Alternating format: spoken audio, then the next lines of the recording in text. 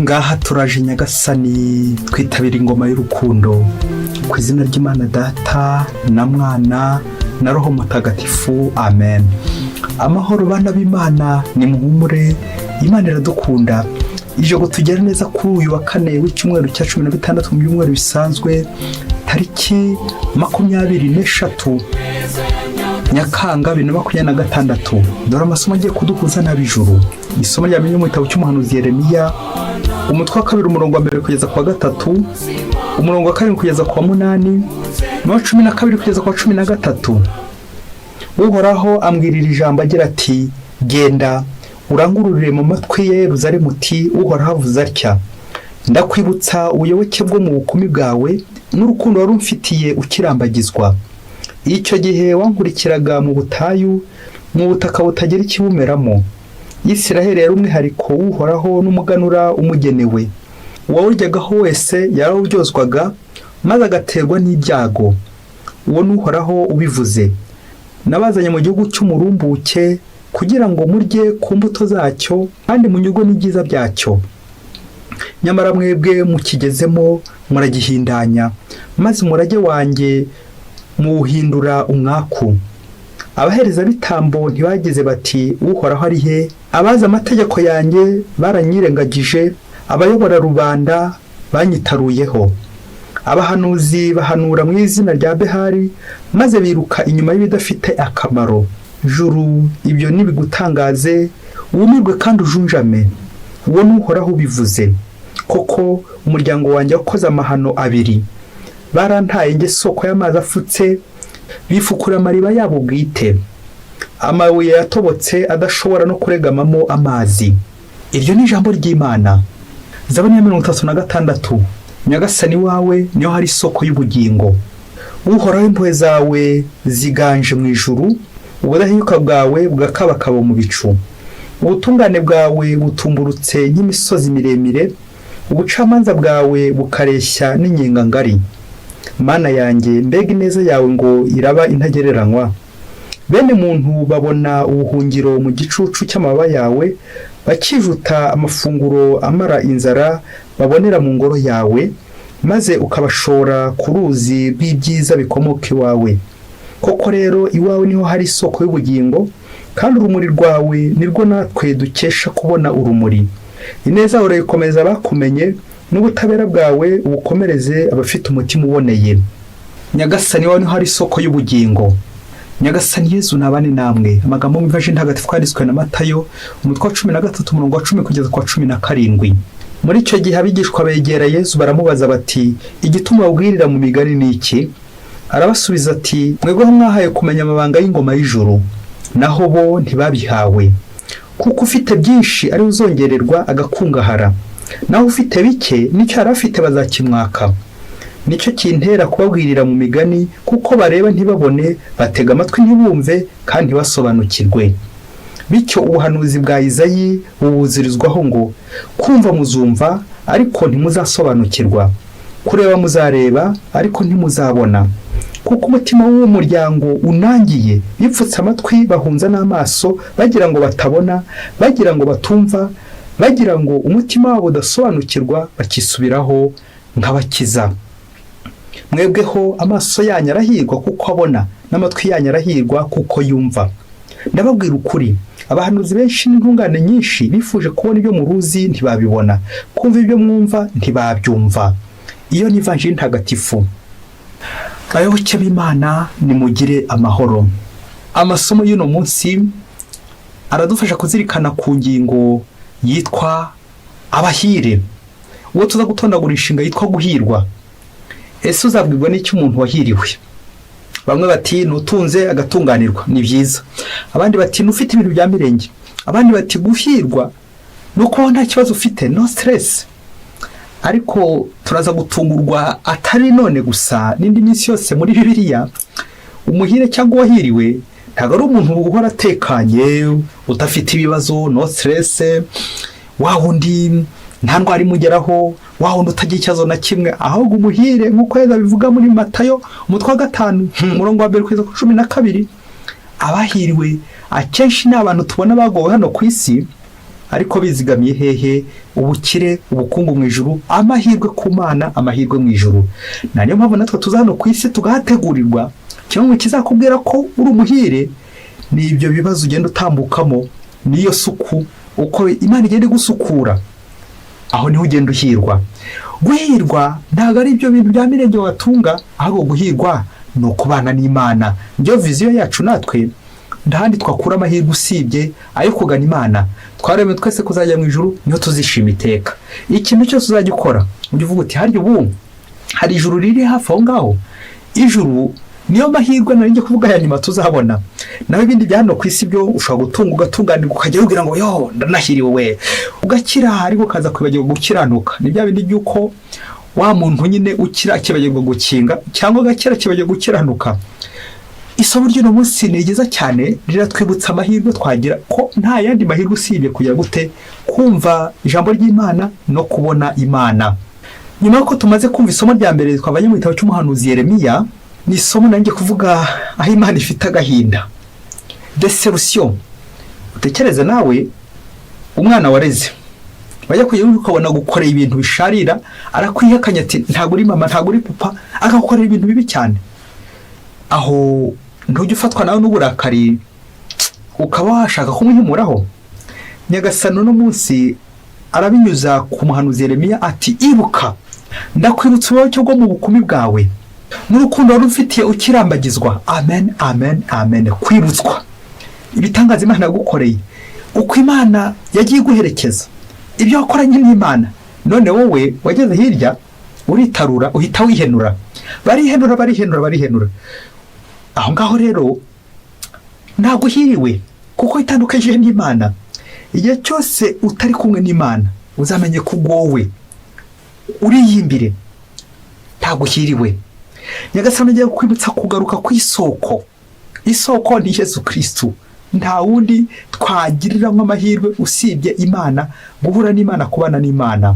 Nyagasani wawe ni hari isoko y'ubugingo. Amen. Iyo ni intero y'umurimbyi wa Zaburi atwibutsa ko ibintu byose twakora niba tutavomye kwa Nyagasani, ntago amazi azatumara inyota. Ntago dushobora kubaho atari Nyagasani turi gukuraho. Aha niyo mahirwe nyakuri. Yezu no mu Ivanjiri aratwibutsa abahiriwe. Nyuma yuko Yezu amaze gusobanurira abigishwa be iby'umugani w'umubibyi, wa wundi wabibye ingano nziza mu murima we, nanjye kuvuga bwacya mu gitondo ayakona akabona abonye mu rumamfu. Umugani wawe usobanura uburyo abantu tutita ku ijambo ry'Imana, abantu kenshi ibyo twateguye gukora neza bidakunda, umwanzi se kibakomeza kuza. Abigishwa be bakomeje kugenda bamusiganuza impamvu abandi bo batabyumva.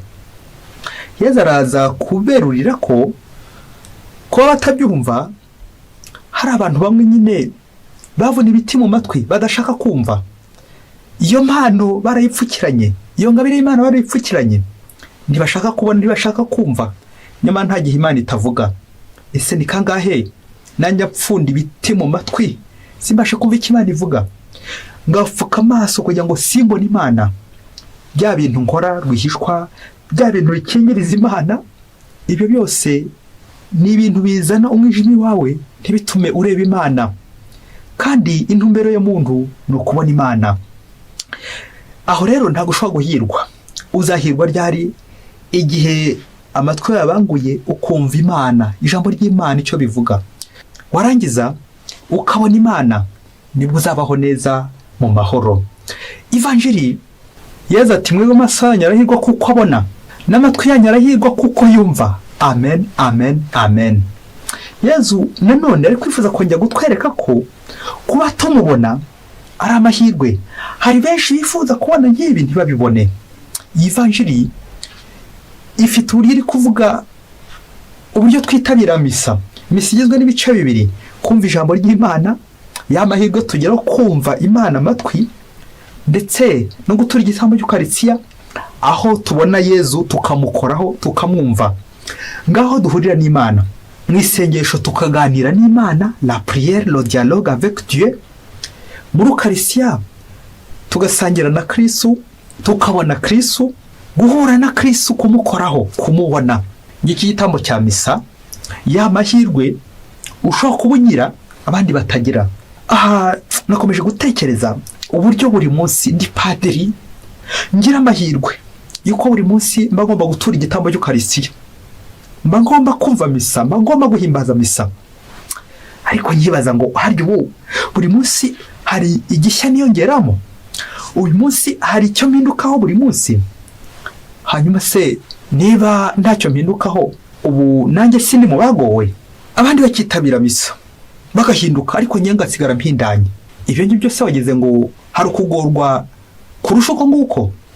Uragowe niba ayo mahirwe utarabyaje umusaruro Imana yihege ndiguhereza. Hari abantu benshi bifuje kubona misa ntibayibona. Hari abakurambere benshi bifuze kubona aho batura igitambo cya misa ntibakibona, kuko baturage ibitambo by'ibimasa, amatungo. Ariko Yezu Kristo twebwe twagize amahirwe no twitangira mu isezerano rishya. Rero tugira amahirwe menshi cyane, ariko ntitukunze kuyabyaza umusaruro. Nawe uragowe kuko nawe ntubona, nawe uragowe kuko utumva ibyo Imana ikubwira.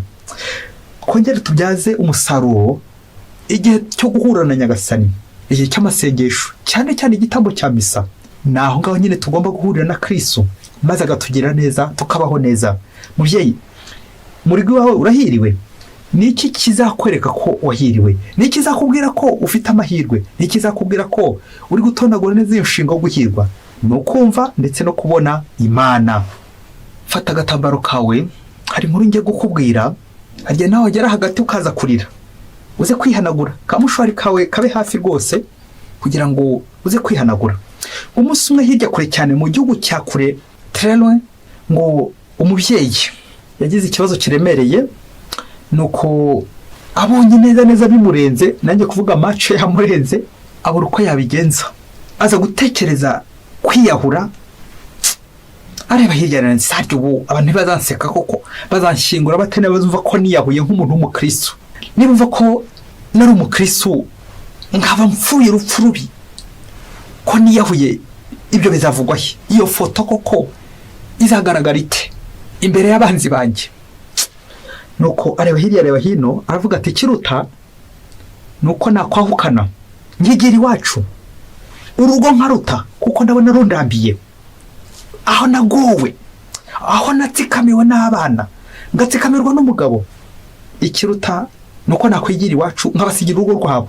Wa mugore arangije guhambira umuzigo we, ibyo agiye kujyana iwabo atazongera kugaruka. Ageze mu nzira hagati, ariko ko nari mfite umujyanama w'uruho ko ntamusezeyeho. Nuko aragenda n'igitaraganya, afata bya bindi byose amaze guhambira, ati reka maze munyureho mubwire ko ngiye mu rugo iwanjye, mujyanama ukomeje gutugira inama mu rugo rwacu, maze musezereho. Nuko aragenda n'imbumburize n'ibikapu bye, agiye kumusezera aho yaratuye, maze atangira mutekerereza ibibazo by'urugo rwabo bimwibutsa. Ati umva wa mubyeyi we, nashakanye n'umugabo. Uyu mugabo nari nzi ko agiye kumfasha ku rugo rukamererwa neza, ariko ngiye ntungurwa nuko akazi kose yabonye, udufaranga twose akuyemo atunywera aduhuha. Hanyuma icyaje kumbabaza nuko nanjye two nakoreraga yagera kujya akacunga ku maso, akaba atunyije mu ikabare bikarangira. Uzi ukuntu wa mugabo yaje guhinduka alcoholic, yaje guhinduka umusinzi wa wundi w'indani. Ubu nkibaza ngo udufaranga twanjye, utwurugo byose arakukubya aratwaye, ndabigenza nte? Ntabwo cyagarukiye aho ngaho, nakomeje gutekereza nk'umama mu rugo, ndavuga nti ariko uyu mugabo ko ahora antwara amafaranga yose akayiba, akajya gusindamo n'ibindi byinshi cyane akoramo ntazi, ndabigenza nte? Nigira inama yo kujya nzigama duke kugira ngo nigishe abana babiri twari dufitanye. Nuko abana ndabigisha uko nagendaga mbazigamira, ndabigisha barakura bamererwa neza, ndabarera baraminuza. Barangije kaminuza, mu gihe naniteze ko bagiye kubona akazi, nanjye bazambaze ya marira ya se, byibuze bamfashe bamererwa neza. Ngiye kubona mbona biratunguranye, mbona umukobwa wari urimo ahindutse indaya rubebe, indaya indi mwishu. Mana, ndibaza uko mbigenza. Ntabwo byarangira ngo musaza we nawe ahinduka indara, nanjye kuvuga ku rwego rwa se, sinongeye kumucisha iryera. Kandi bakorera amafaranga, babonye akazi, bamerewe neza. nta rufaranga nigeze mbona rwabo, ahubwo bajyaga baza bashiriwe akaza no gufata n'ibyo mfite, igaburo mfite akaba ariho barifata, ibintu byose mfite bakongera bakihereza kandi bafite n'amafaranga nta namwe bampayeho. None rero nyuma gutekereza urugo rumeze rutyo, urugo rw'umugabo umeze utyo, rw'abana bameze batyo, nafashe icyemezo cyo ngiye kwiyahura, mburaho nahera, bizavugwa hehe? Noneho birangiye mvuze nti ibi sinashobora kubyihanganira, nibwo rero nanje kugusezera ko ngiye iwacu ndahukanga. Noneho urugo rumeze rutya sinarusubiramo nk'umuriro, sinarusubiramo. Nuko umujyanama wa roho aramubwira ati mbere rero yuko ugiye gusubira iwanyu, ugiye kujya iwanyu, yicara hano mbanze nkubwire ibintu bine. Ibyo bintu bine biza kukubera nk'impamba aho ugiye kujya iwanyu. Ati cyambere mwana wanjye, mu gihugu cy'impumyi w'ijisho rimwe niwe uyobora, menya ubwenge. Icya kabiri mwana wanjye, iyo umuntu yari afite amaso abiri yagira ibyago ijisho rimwe rigapfa niba rikibona, Imana mu bubasha bwayo, mu bushobozi bwayo ikora uko ishoboye, bwa bubasha bwari buri ubushobozi bwawe mu jisho rimwe ikabwimura mu rindi risigaye, nuko rya jisho rya kabiri rikabona cyane n'ibyo rya rindi ryapfuye ryari kuba riri kubona. Aleluya, amen. Nawe rero urahirwa niba ijisho ryarapfuye mu rugo rwawe, umugabo wawe, bwa bubasha Imana yabwimuriye muri wo, niko ubona ka kazi bigakunda, ukabona amafaranga bigakunda, ugacuruza ukabona biragiye neza, ibintu byose ukabona biri kuza. Ntago ari ku mbaraga zawe, ahubwo nuko Imana izirikana bwa bubasha bwari buri hariya buri gupfa ubusa, ikabwimurira iwawe. Ruriya rugo ruri gupfapfana niwe ugomba kurebera kuri urwo ruhande rundi.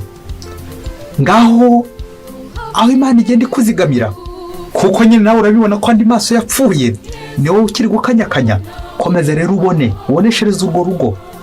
Icya gatatu natsindagira, niwe ukiri gukanyakanya, niwe Imana yimuriye muri iyo bubasha bwose. Ziriya mbaraga zitagikora, umwana wawe utagikora, umukobwa wawe utagikora, umusore wawe utagikora, umugabo wawe utagikora, baba indara, abasinzi, abasambanyi, abo bose b'inkozi z'ibibi, izo mbaraga bari kwica ubusa, izo ngizo zimuri wawe, urahirwa. Rero icyo nagusa no kuranga no gutinuba, kuko izo mbaraga niwe ukizisigaranye, niwe ukiri gukanyakanya, ni wowe Imana yakandiraho. Icya kane mwana wanjye nifuza gusorezaho, nguko udasiba misa, ntusibe kumva ijambo ry'Imana, ntusibe kwegera Imana, ndifuza gusoreza ku gisobanuro cy'ubutagatifu. Umutagatifu cya mbere ntabwo ari umuntu wakoze neza gusa hano ku isi, ahubwo umutagatifu c'est un pécheur converti, ni umunyabyaha wicujije, ni umuntu wakoze nabi igihe kikaza kugera akabona ko ibyo yakoraga ari amafuti, ari ukugorwa, nuko agahinduka. Ndibigutangaze kuzabona bari abantu bawe uko uzakomeza kubaheka, bishoboke ko bashobora guhinduka kubera Imana. Abo rero ukomeze ubasabire. Ikindi gikomeye nakubwira ku mutagatifu kiri gukubaho, nuko umutagatifu atari umuntu gusa w'umudamararo w'inosi, arimo mu bisubizo, akaba mwana wo mu bisubizo, ubona ibintu byinshi cyane, ari utunze ibintu byinshi. Ahubwo umutagatifu ni Matayo umutwe wa 5 umurongo wa 1 kugeza ku 12, ni n'umuntu wagowe, ushavuye, ubabaye, umukene, kuko ibi byose bigaragaza ko yatangiye purgatori hano ku isi, isukuriro, akagenda abahoka buhoro buhoro, asukurwa buhoro buhoro. Yatangiye purgatori hano ku isi, yatangiye kuba nyine umuhire. Nawe rero uritonde, urihangane, kuko ibyo bibazo byose uri kugenda unyuramo, urwo rugo rw'ibibazo, aho niho ubutagatifu bwawe uri gutangirira, aho niho uri gutangira purgatori yawe. Komeza rero ugende wihangane, ruriya rugo ukomeze uruheke, kuko niho rushingiyeho, niho rucugiyeho. Amen. Nuko wa mubyeyi nyuma yo kuvuza impanuro zose z'umujyanama wa roho, yongera afata ya mizigo ye asubira mu rugo. Na n'ubu aracyari mu rugo we, aracyari guhangana. Bishoboke ko wa mugabo n'aba bana baje guhinduka kubera iki? Za mbaraga z'Imana, nta kinanira Imana. Ngaya amahirwe bayoboke b'Imana, Yesu Kristo akuzwe. Natwe muri ubu buzima ntawe udashaka guhirwa, ntandi mahirwe uzagira usibye guhura na Kristo, kuba uri kumwe na Kristo umumenyerano w'imibabaro. Natwe ntabwo tubakoreye imibabaro. Nabyo Bikira Mariya hano ikibaho ati umwana Mariya ntatana n'ububabare ntatana n'umusaraba. Ese wagize ngo guhirwa bitandukanye no umusaraba? Kandi ikindi cyanyuma ngiye gusorezaho ngo ntabwo Imana ishobora kuguha umusaraba wakunanira utari ku rwego rwawe. Rero iyo wihanganye ukareba ibyo wikoreye, umusaraba, ibibazo, ibindi byose ubona bigushavuje mu rugo rwawe n'ahandi mu butumwa bwawe, ahandi hose unyura mu muhamagaro wawe, ikiruta ibindi byose ni uko utabyikorera wenyine. Ujye ureka Kristo agutwaze, ujye ureka ugumane n'Imana. Ubutungane ubutagatifu ni uguhorana n'Imana buri munsi. Ngahe mahirwe nyakuri. Mwese Imana ibahe umugisha. Imana Data na Mwana na Roho Mutagatifu. Amen. Padiri Mukoladisirasi wa Diyosezi ya Cyangugu.